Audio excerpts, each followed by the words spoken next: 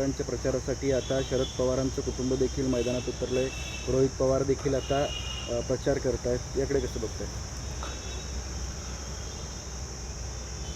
बारामतीच्या निवडणुकीमध्ये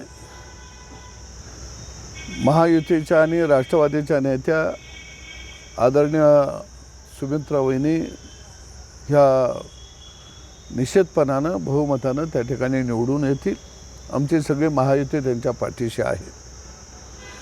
परंतु रोहित पवार हे सुद्धा या प्रचारामध्ये उतरल्याचं पाहायला मिळत आहे. वर्षानुवर्ष पुरोगामीचा एक पांघरून घेऊन ते काम करत होते. तर खऱ्या अर्थानं राज्यातल्या पुरोगाम्यांना ही एक मोठी चपराक आहे. कारण पवार कुटुंब हे कधीच पुरोगामी नव्हतं.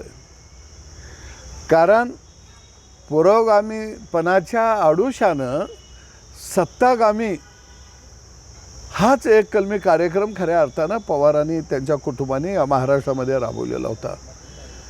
आणि या राज्यामध्ये पुरोगामी हे शाहू फुले आंबेडकर होते.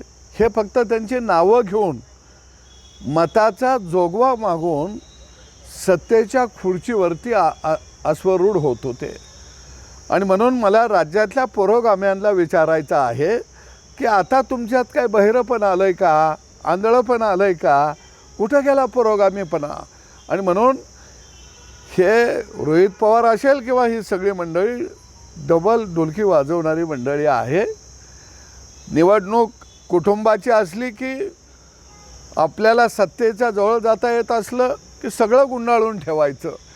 आणि ऐन वेळेला लोकांच्या समोर येत असताना आपल्या राजकारणासाठी आम्ही पुरोगामी आहोत, आता तुमचा पुरोगामीपणाचा बुरका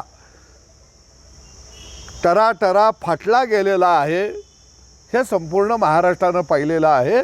आणि म्हणून मला वाटतं की आता याने पुरोगामीपणाच्या गप्पा मारायच्या थांबवाव्यात.